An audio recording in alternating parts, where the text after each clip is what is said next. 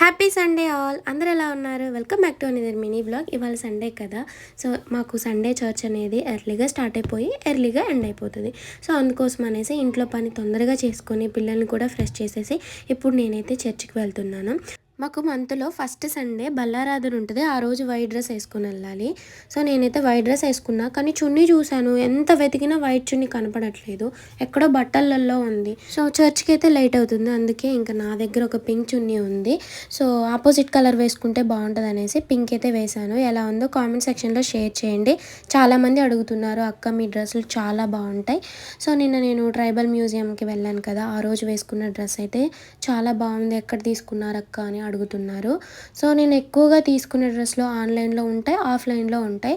So నేను ఆఫ్లైన్లో తీసుకుంటే రెండు షాపులలో తీసుకుంటాను. ఒకటేమో భద్రాచలంలోని యూబీ రోడ్లో ఉన్న కాసాం షాపింగ్ మాల్, అలాగే మోడల్స్లో.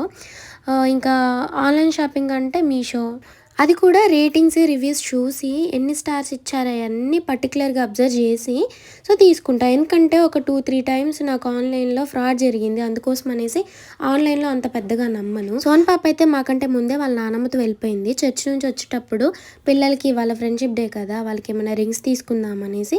అవును, మీ ఫ్రెండ్స్కి ఫ్రెండ్షిప్ బ్యాండ్ కట్టారా? కడితే కామెంట్ సెక్షన్లో షేర్ చేయండి.